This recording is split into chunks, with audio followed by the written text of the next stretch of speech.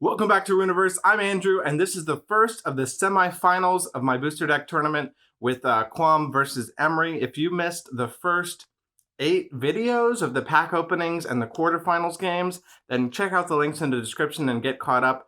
But we're about to start our first semifinal battle, so let's go. All right, so the Emery player is going to kick off the first game of the semifinals by opening a rift here and playing a mage, which will be Groshar. And go ahead and play this Deft Spider here, and then pass the turn. Oh, not to forget to untask and guard, and we'll go ahead and guard with the Spider. All right, as the Quam player here, we've got our opening hand and our starting rift, and we'll draw a card and play a mage. And we'll go ahead and play Gasa. We've got some level 1 creatures, but I'm a little trepidatious to play a level 1 creature into the Spider because of its Deft ability. But I guess if we guard with our mage, our creature could stick around. So I'm going to play Filkit, and yeah, we'll guard with Gasa at the end of our turn. Okay, Emery player will open a rift and draw, and there we'll play a mage, a growth mage, Sylvia, and we could attack Gasa. Why not? So let's go ahead and do that. Attack Gasa, break a bond. They do hit a gift, which is a Quam gift, which means that next time they start a mage phase, they're going to get an extra 4 power. And then I think we're actually going to have Groshar evoke a secret here. And then for Sylvia, we're going to play the Deadly Cactus Dancer. And then to end our turn, I think we want to guard with the Spider, which maybe signals that this is not a trap, but maybe we're bluffing. And we'll guard with the Cactus Dancer. All right, so the Quam player is down a bond, but they got some extra power to work with this turn. Let's see what is in hand here. We've got an Ice Mage. Let's get a Foresight Mage. We'll go ahead and play Calmec since we've already revealed him. We're going to go ahead and start with Gasso, so we're going to get +4 power. We're going to evoke this Ice Mote, and since Gasa is an Ice Mage, well, we don't even have to do that. We can just go do that, and we get to do this Ice Exhaustion, and we will task. Yeah, they did signal kind of that is a ritual as opposed to a trap, so let's go ahead and take a look at it. So we're going to task this Spider instead and attack. Look at the card. We'll see that it's Cosmosis, and let's get that out of the way. Cosmosis is a card that will let them make potentially a lot of extra power over the course of the game. We'll just get rid of it just in case. And then we get 2 power here. And with this 2 left over, we can evoke the Panzan Guru. So we actually have a lot of stuff going on right here. And then for Calmec, I think he'll just play Cooperative Wildart. And we'll pass the turn. We'll go ahead and have the Wildart guard. And I think we're going to have the Ice Mote guard here. We don't want the Deadly Cactus Dancer to be able to take our Guru. And if it is going to attack in, we don't want it. It would also just eat the Filkit, so at least they have to trade if it's the Cactus Dancer that comes at us. All right, back to the Emery player, opening our 3rd rift and drawing our card for the turn. Unfortunately, what we don't have is a Plant Mage, and we do have a Loquacious Mandrake in hand. So it's a kind of a bummer to play Loquacious Mandrake as just a vanilla 2. I mean, sometimes it happens from the Dream deck, but I kind of want to dream first with somebody else just for a chance at drawing a card, like from a Rune Cyclopedia, and maybe we hit the Plant Mage. Yeah, I'm going to start with Groshar, and we're going to dream with her. All right, so there's 3 pips right off the bat. Okay, so what I'm going to do then is I'm going to use Groshar to evoke Banasum, because even though we don't have a 3rd mage, we do have 3 rifts, so we get 3 power. And then I'm going to use Sylvia to assist and evoke the Oaken Size attached to Banasum, which means the Chlorophilanthropy is turned on, and now all of the creatures at this location have Ward. After that mage phase, I'm going to go ahead and play Griselda, and then I'm going to do Sylvia's mage phase, and I'm going to dream with her as well. So that's 2 pips, 2 still, and 2 still. Oh boy, okay. Well, we can play the egg for sure. We don't have the ability to assist to get any more than 3 power total this turn. So the question is, do we play Grum or do we play a level 2 thing from our hand? But Grum is it's functionally the same as Loquacious Mandrake if it's not evoked by a plant mage. So unfortunately, we have to throw back this Rhino. And we didn't really hit what we wanted. I was hoping to get a Cedar Size that I could attach to Cactus Dancer and make it a level 4 deadly.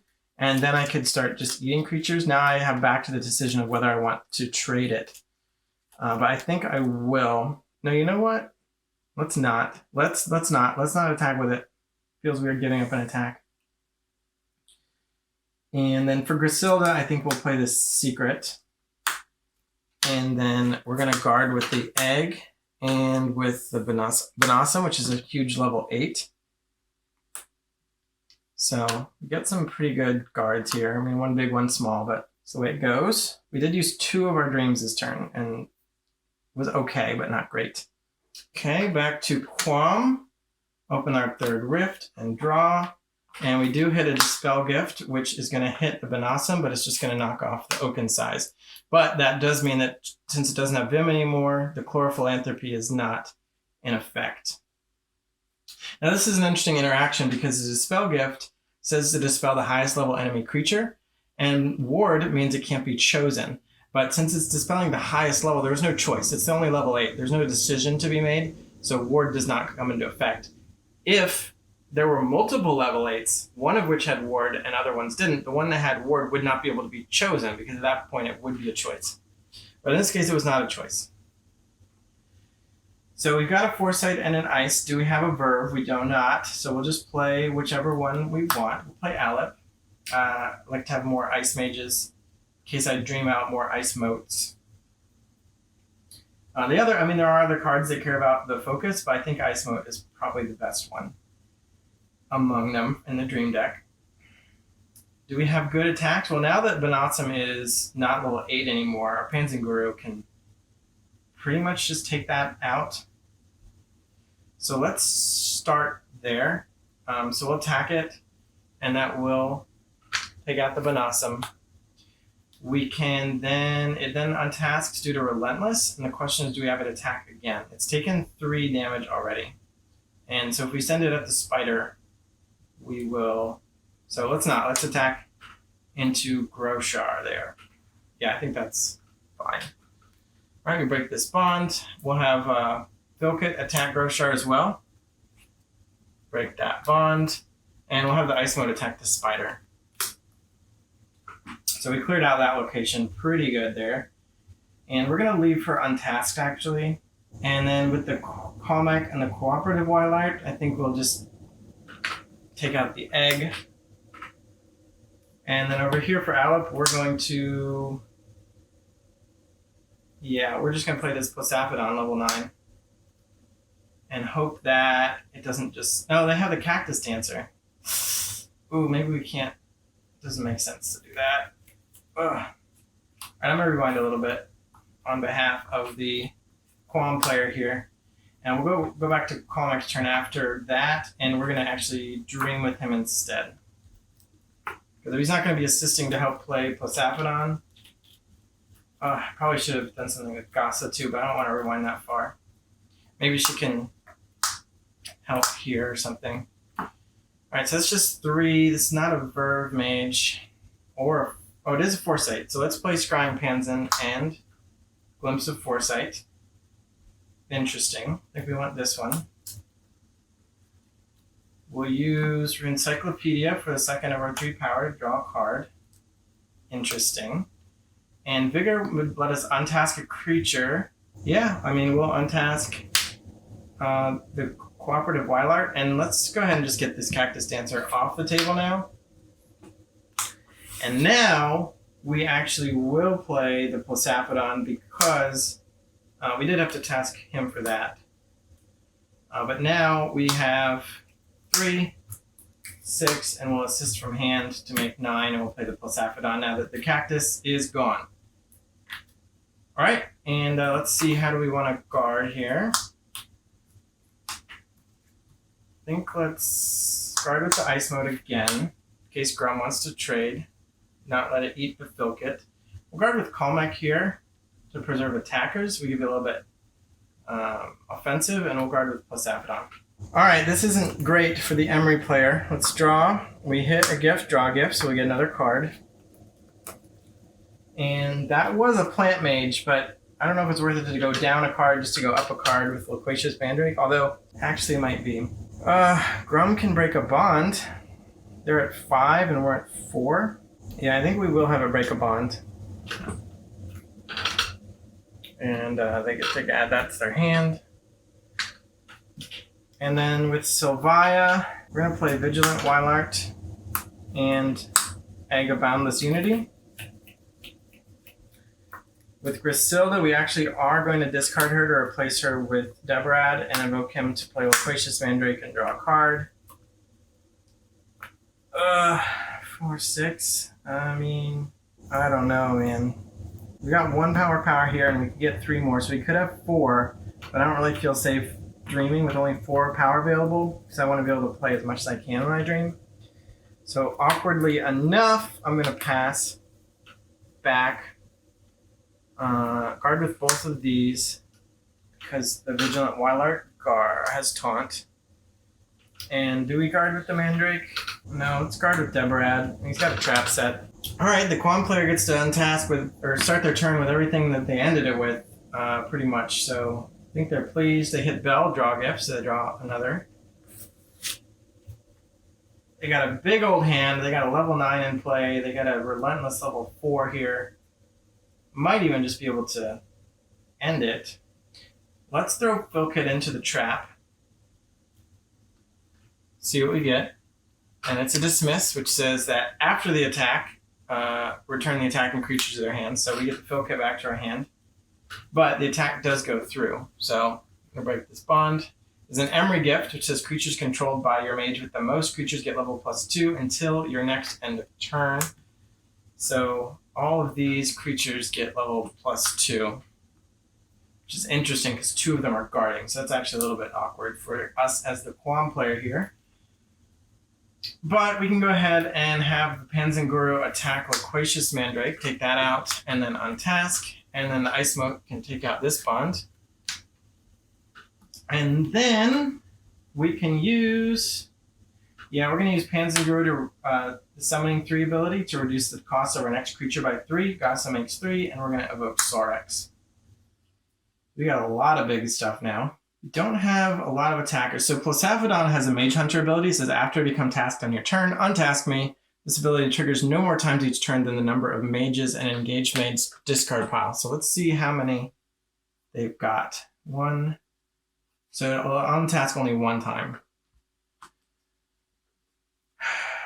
Actually, we have... Oh, we don't. Where did I put that? I put that... Oh, I glimpsed it, but I put it to the bottom of the deck. I actually had a card that could theoretically put more mages into their discard pile. But I do not have it. So it's only going to untask 1 time.